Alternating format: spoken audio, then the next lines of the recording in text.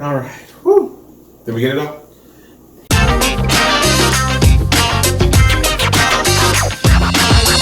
Hello, everybody. How you guys doing? Hey. I'm great. Doing wonderful. Welcome to the show. We have a great guest today. Well, I don't know how great. Well, I mean, great is subjective, girl. But definitely grand, we'll say. Yes, grand. Very grand. Well, today's episode is about friendship, and we wanted to kind of introduce to the audience who our kind of crew is, or bestie friends. You know, everybody has So crew. So what better way to talk about friendship than to actually invite our best friend? Yes, for all of those who don't know, this is... And hopefully many of you don't. This is the best... He doesn't really like people. Why don't you like people? I just don't. I like my solitude and I like being to myself. Hashtag team introvert. Yeah, team introvert all the way. Right, so yeah, we're the two. Let's see those hashtags in the comment section. Right. Junie and I are the extroverts, and Emilio's the sole introvert. And it's been an interesting time, I'll say. But yeah, we want him to come out. We had to basically drag him out to come and do this show. He happens to be here visiting for the New Year's festivities. It was a good time so far. We're not done with everything, but it's been fun so far having you here. So I'm glad that you made it. Thank you. Super glad. I make it here about once a year or so. One begged and pleaded. We wish, She never lied about that begging, please. wish you would come more often, though. Right. We didn't want her to do more often, but... I mean, I don't want to be. But she's down to travel with us, right? Yes. It's actually one of the things that brought us together as friends. We all met on a trip that we took independently and have since then grown our friendship. It's been now, 6 years? It's going to go on 6. 6 years that we've been collectively friends. And it was at a gay event that we met. Right. A Chub Chaser event, to be more accurate. Was it, what was it called? Convergence? No. We were at Convergence together. We just weren't there together. Right. We didn't really become friends probably until Vegas, Bigger Vegas, the following year of that Convergence talking about in 2012. No, it was 2 years later. You're right. 2014. Because Convergence New Orleans happened first, and then the following Yeah, year. you're right. Yeah. Bigger Vegas. All these events. That's just it's hard to keep track of. Hard to keep track. No, but it was fun. It's interesting getting to know you guys because the different dynamics and different personalities doesn't necessarily equate to a successful relationship. Very true. Because we're all pretty different. Right. You know what I mean? Stark difference. And so I honestly, I've had friends in my life. I've had best friends in my life, and some of them are still in my life, and some of them are not. And you would like to think that your friends are going to be there forever. Right. That's the plan anyway when you initially start. Right. But sometimes it just doesn't work out. So what I wanted to kind of talk about is what makes it work. What struggles do we have as a dynamic, and what makes us tick? You know, what makes us gel, as they say. Because it's important for those who are actually looking for friends or wanting to have a group of friends. I personally think it's super important because you feel kind of that support that you need in your everyday struggles. You know, people who don't have that support, sometimes it's hard to go through life and what life throws at you, and you don't have anybody to talk to about it. It's kind of difficult at times, I think. Right. No, I agree. I'm usually the quiet, strong type, or at least I project that to the masses. But I would say I generally stick within that role within our friendship. I'm usually the more firm-handed one of the group. I would agree. I would agree. The less forgiving, the less accommodating.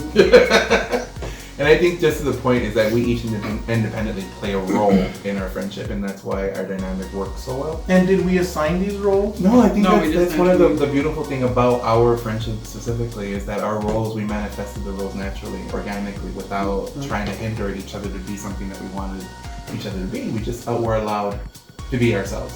Right. And it was a natural progression. Not to say that it was easy progression, because at no point in time was it ever easy.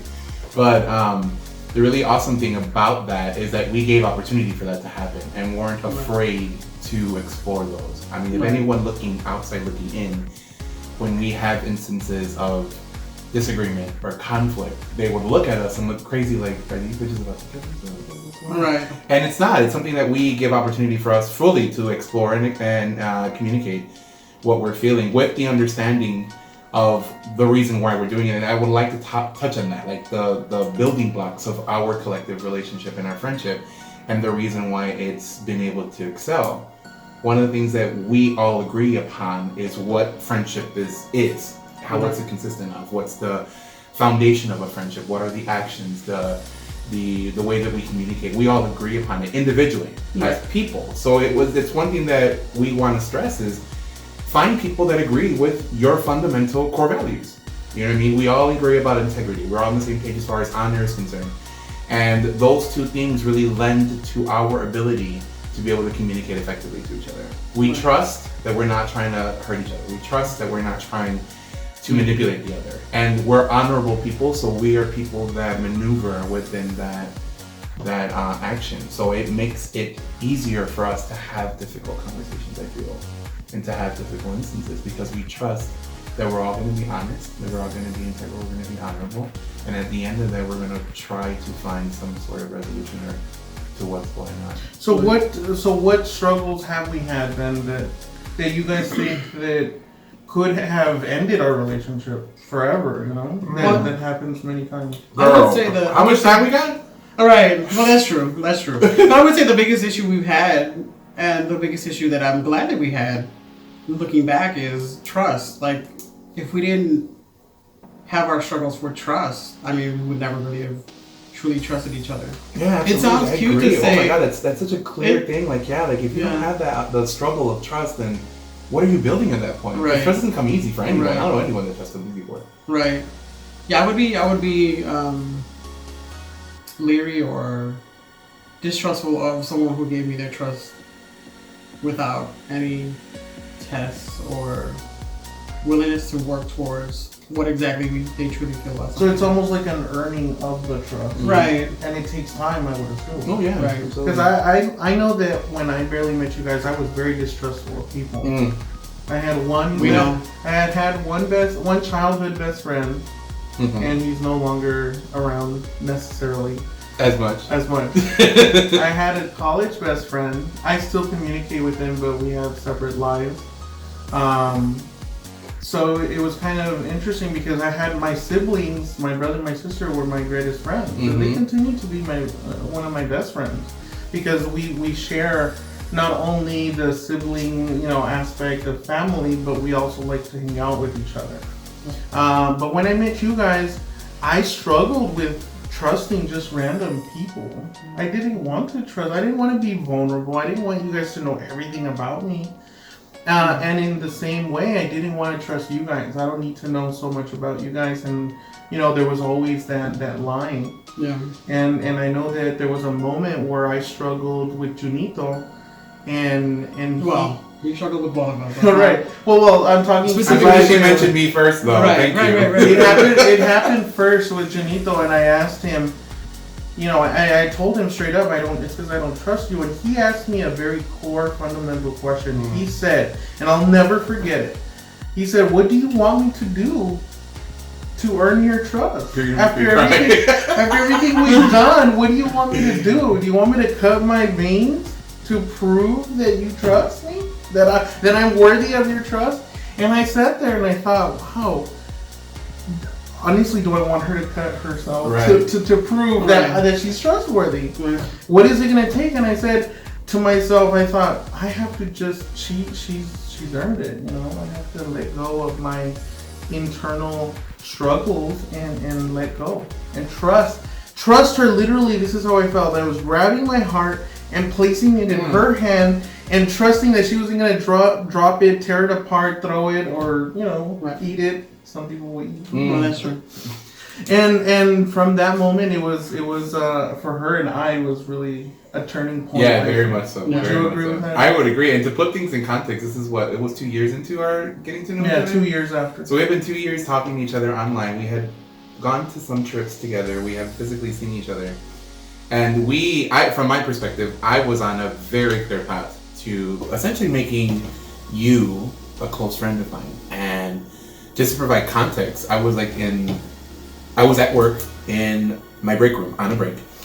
And we were having a conversation. And during the course of the conversation, Chris had relayed what he had relayed about trusting me. And in that moment, I'm thinking here, I've spent this time and this effort trying to foster this relationship. So at that point, I had kind of reached a breaking point for me, like a limit. Like, how much more do I have to do for her to be my friend? Was it the lowest point of your tolerance for me? Is that where you were? No.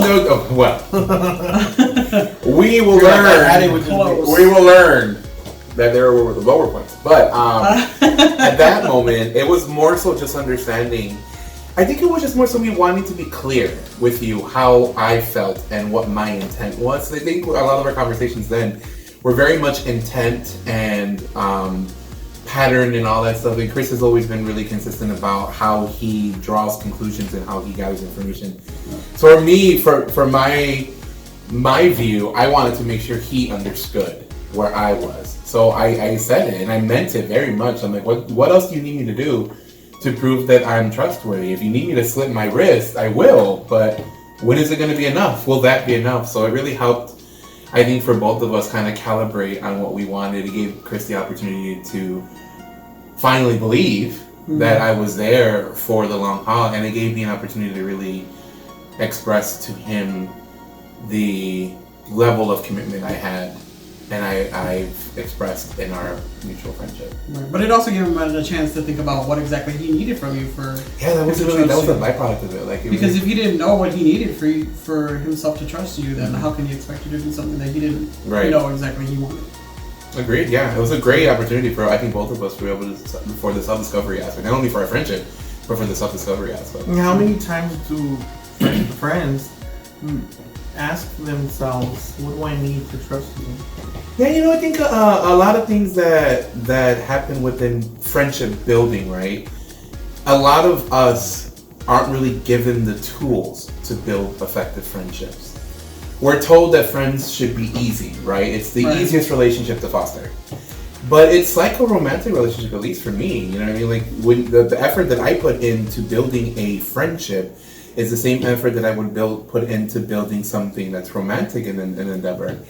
It's commitment, you know what I mean? It's effort, it's time.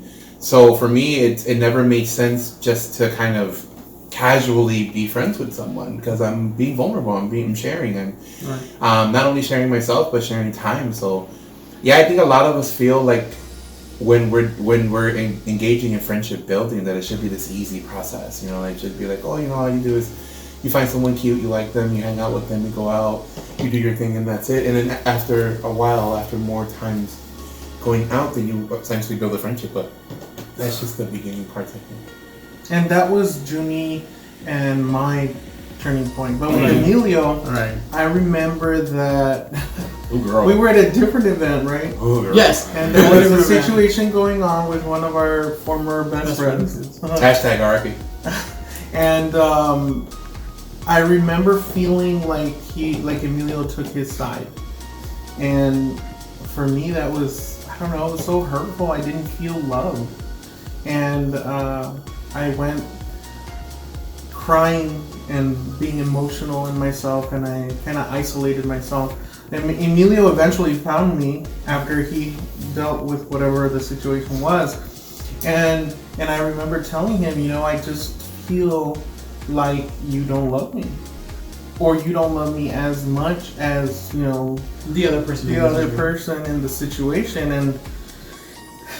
And he told me I'm not allowed to question his love, and he gave me example after example of why he was that he did love me. But what really hit home for me is when he said, I love you for who you are. You don't need to be any different. And I know that you're going to question my love for you, because that's your nature. You like to question things. But I accept it, and I love that about you. But in this case, he gave me an ultimatum. You can only question my love once every 20 years. So that, to me, it meant the world to me, because I was like, wow, he actually sees me for who I am. He accepts me where I am, and he likes for who I am. And so that really hit home, and I think that was a turning point for you and I, right? Yeah, that was definitely a turning point for you and I don't know, it just, for me, I mean, I don't know if it was the same for you, becoming closer and closer friends with Chris, but for me, it was getting exhausting having to explain why I was there in any given moment, or why I loved him for who he was, or why I always felt like I needed to explain why I was his friend. I think that happened mutually for us as well. I mean, there was a lot of times where I felt that I needed an explanation on the reason why, but I think it's just more generally insecure based. But with me and Chris, it wasn't necessarily the reason why. I felt more like I had to prove myself. That's gonna make me cry. I had to prove myself because at that point in my life, I felt like every relationship that I fostered that worked out at some point, it was because of all of the work I did to prove to them I was worthy of their love. Right. As opposed just to walking into the relationship thinking I was already worthy. Let's find out if we're compatible, right? Because that lack of worth leads you into situations where you will take anything that anyone will give you, no matter what it is, as long as it makes you feel good in the process. So for me, it was more so kind of proving to Chris. But I didn't have that whole questioning about the reason why. It was just more so hoping that I was meeting a standard, if you will. Right. Well, I think in this instance, it was me letting him know that just because I didn't necessarily agree with him in the situation, did that equate that I didn't love him at all? And that's one of the mistakes that I made in the past, was equating people who agree with me or people who love me. And instead of understanding that people who I love, we can have fundamental disagreements with. Yeah, absolutely. Yeah. And so and it has nothing to do with our love for each other, or our friendship. Right. That's absolutely right. So, okay, moving that forward, how have we been successful? Obviously, we have arguments. Is there norms? Is there rules? Is there what? How do we communicate? How are the arguments resolved? That sort of. Well, I think we came into this knowing that what we wanted, and we all agreed that we wanted someone to be a part of our life that agreed with the fact that we wanted to always be honest, accurate, and transparent with integrity. And I think we found that in each other for sure, without a doubt. And I think with that as the basis of our friendship, we can genuinely express ourselves without fear of hurting each other. Right. We don't question each other's intent in any conversation. We may get heated and we may get opinionated and very passionate about a certain topic. We don't do it to hurt each other, and we don't see each other as hurting each other in our statement. Yeah, it's definitely something that we had to practice, especially during the beginning parts of our relationship, where we had to put in rules, if you will, of engagement when we would argue, when we would debate, when we would have discussions. We were clear that, we're not going to question each other's intent, we're not going to question each other's commitment or love for one another, just simply the topics that we're discussing. And we can attack these topics and these points of views and these opinions and be able to, at some point, get to a resolution. So one thing that helps us a lot is the conflict resolution process that we have. And being able to... And it can be lengthy, right? Yeah. It can take days, girl. It actually can take days. Days or weeks. That's true. I mean, we'll obviously at a certain point, like, fatigue sets in, or the hour may come where we need to go to sleep for work or whatever, and it just picks up wherever we get that a chance. Recess, though. Right. And we just pick it up right where we left off whenever we all get a chance to readdress it. So, talk to those who may feel that that's too much for a friendship. Well, I mean, everyone has their own idea of what friendship is. For us specifically, what others may see as too much is just right. Right. So, I mean, it's all about perspective and desire. I mean, if you want something very superficial, very let's go out and have drinks and have fun, you can do that. I mean, we know other people besides us that we go out with, that we have this sort of relationship with. Yeah, but when it comes to us three, we not only do we expect more from each other, but we offer each other more than just that. So I think that's very, I mean, sure. I mean, it could be too much for other people, but for us, it's just right. And you hit the nail on the head when you mentioned honesty, transparency, and accuracy. And I kind of want to touch a little bit of where that came from, and we actually took that from the legal system that we have. You know, when they ask you to say the truth, the whole truth, and nothing but the truth, and that kind of formulated that. If you want to have somebody, you should always be honest with them. You should be as transparent as you can, but always be accurate, because with the accuracy, you minimize any miscommunications or misunderstandings. BS or misunderstandings that happen. Or misrepresentations of the facts. Right. I mean, that alone can cause conflict. Yeah, it just makes it so much easier. It's a struggle though to be able to execute that. Yeah. I mean, honesty is something that should be genuine or general. You know what I mean? Like we always want it to be honest. So the honesty part necessarily isn't the difficulty. It's the accuracy aspect of that makes it sometimes hard, because it's difficult to maintain such a high level of accuracy all the time. You know what I mean? And it's one thing that we have in our group, that we have someone who, it not only like is a stickler for it, but like gets off on the fact of accuracy. So it helps maintain that at a high level. But I think for me, what really works well for us, or why we work so well, is because we genuinely like each other's personality types. You know what I mean? Like, not only do we generally like it, but we get off on each other. Not in that way, but just on the way that we are, the way that we talk, the way that we interact, and we represent ourselves. Like, it's a genuine attraction to one another. So I think in order for you to find a really solid core group of friends that you can connect with, you have to factor in that compatibility. You have to want to be next to this person and enjoy their company, even in those quiet moments where you're not really doing anything. Right, and that for me, when I'm asked, like, how are you guys such good friends, or how can I get a friendship like you guys, and it's like, well, you got to stop wanting superficial friendships. Like, I put in work over time with these people, these individuals that came into my life, and we built what we have. We didn't just walk into it and then just enjoy the fruits of someone else's labor. We worked for it. We did this. The reason why we are like we are is because we worked for it. I mean, if the person wants to work for something, that's up to them, but you can't just want what we have and just want to walk into it. That's just not how it works. So what would you say then to those that say, well, I don't want I want a drama-free type of relationship. I don't think we have to be fighting all the time.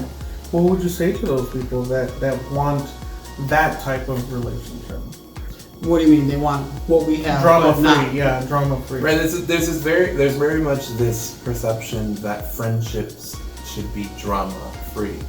Well, I mean, there's a misconception of what drama is. Exactly. It's very much individual. It's an individual perception what drama is and what drama is not. I say genuinely, if you're going into a relationship anticipating no conflict, no drama, then you're not ready for a relationship. Well, not only that, the conflict we have is not just superficial. Like, we're not arguing about, I wanted you to color your nails red and you colored them pink. Like, our conflicts are resolved, but we benefit from the conflict. We don't just do it just cause. Right. We're not just fighting just because we feel like fighting.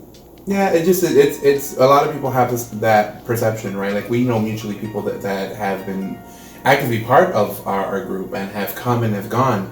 And the reason why they've said that is because of the conflict that has happened throughout the course of the time that we were getting to know each other. And for us to say that we're individuals, right, people in this group, and not have any type of conflict is not a realistic expectation. Mm-hmm. We're all individual. We all have different personality types, so conflict is going to happen. Right. But for us, it's not something that we're afraid of.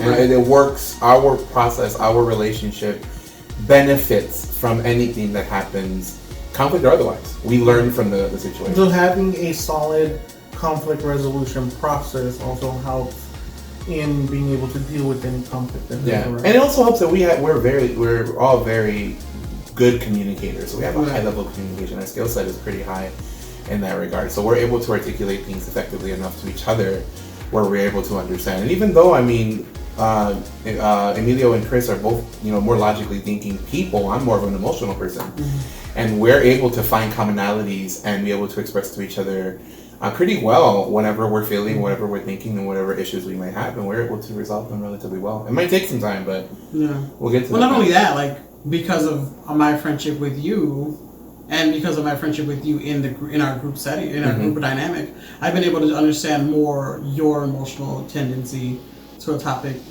and not just my logical linear thought process Right. to a topic. Yeah. But And then, like the opposite way, it works the same way. Like I'm able to learn more of a linear thought process in whatever topic and be able to apply that to the emotional responses that I have.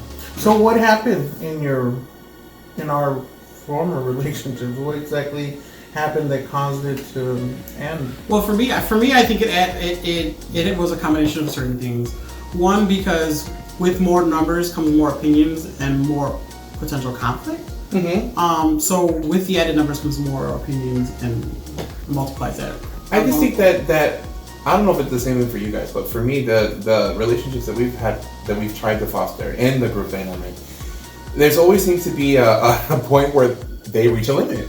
You know what I mean? Like there is a definite threshold, and when that threshold was crossed, it was like that's it. I'm done. Like I can't do this anymore. So you're saying that we have not reached our threshold? Would that be? And what I'm hoping is that the threshold is non-existent because of the way that we interact with each other. But that's not the case. Has not been the case. Well, I mean, to go off of what you just said, I agree with that assessment with people that have come and gone.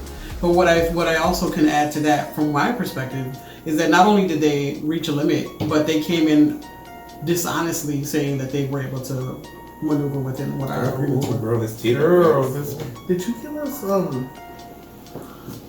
This is actually water. It's always been water. What are you talking about? So every episode we have a water from a different place, and today the water is brought to you by the good state of Texas. It's very clear, very clean, very crisp.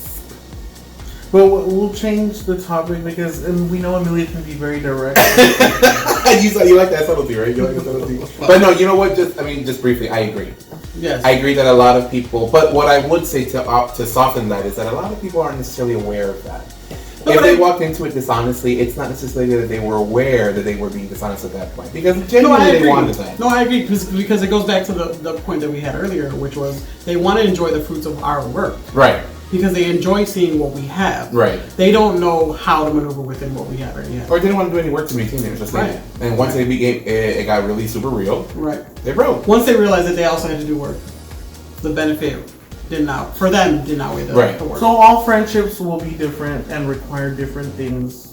Our advice is to find people you can be compatible with. Right. Right. And understand that if you're not compatible, that it's okay. Absolutely. And perhaps we were too much for people, or but also maybe they weren't necessarily enough to adhere to what. Yeah, that's the best thing you can offer. And have maybe the best advice is find somebody or somebody's, a group of somebody that you're truly compatible with your core values. Right. Mm-hmm. Right. I mean, we don't agree on everything. Speaking of which, I noticed your shirt there. Ooh, girl. This debate, though. I have to say, I respect Marvel, but I don't like the Avengers. It's definitely not DC. No, I know, but I like Superman. Sorry, I tend to grab my.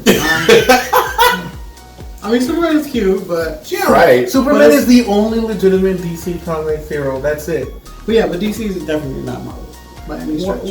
What's wrong with Wonder Woman is amazing. Who is he?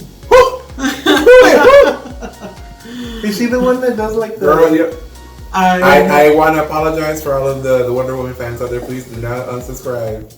I love me some Wonder Woman. She don't know what she's talking about. Anyway, I didn't want to start a civil war, but nice. I just wanted to point out that we don't always agree and we can still get along, even though X-Men are. I agree. X-Men are my favorite Marvel characters. I mean, I like some of the other ones too, but X-Men is definitely why I like Marvel so much. But to say that, Superman's the only. Wow. But Emilio, it was very nice having you here. It was nice being on your show. Even though we had to drag your ass on. Right, literally. Well, you did literally have to drag. Literally. We'll have to bring you back, hopefully, in the future on a different topic. I hope this is the least popular video. No, ma'am. So that I don't... No, ma'am. It's going to be the most. We're going to put your ass right on the thumbnail. Highest rating. So we can use you as clickbait. No. Like, you want to see a hut? Click inside. Right. No. So for all of those fans, we usually ask what your type of guy is. Are you single? What are you doing right now? What's going on with your life? What's happening? So I am single. I'm working. Yeah. Yeah, so the type of guys I like, they don't necessarily have to be younger than me, but they have to be within like at least 3 years difference. Yeah, how old are you? Usually. I'm 31. 31. Yes, I'm 31. I mean, did you forget? And just to confirm and be absolutely clear, do you wear makeup? No, I don't wear makeup. I don't wear makeup. No, I've never worn a stitch of makeup. This is all my natural look. I wake up like this every day. No eyeliner, no lipstick. Yeah, no eyeliner, no lipstick, no nothing. Nope, nothing. I can't. Just some shampoo, bar of soap, and some hair gel, and some toothpaste. So back to the guys I like. See, as you yes. I like submissive guys. I like bottoms. Woo! Usually small framed, muscles. Like is a not only a preference, but I would say a requirement. I would say a an requirement. expectation. Yeah. Muscles. Yes. You have to go to the gym regularly. Yeah, submissive and bottom, and that's usually and muscles. Are you looking for? You're not looking right now for a relationship. Do you have a special someone that you think about? I mean, there's people. There's people out there.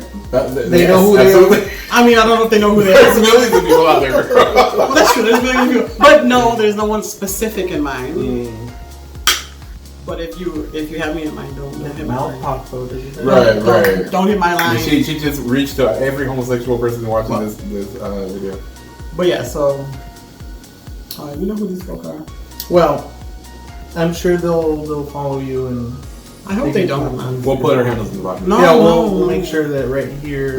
Yes, that right here, girl. Yes. But anyway, traditionally I leave the show with a quote, and I want to leave a quote based on friendship. Okay. And this one's done by Jim Morrison. Ooh, okay.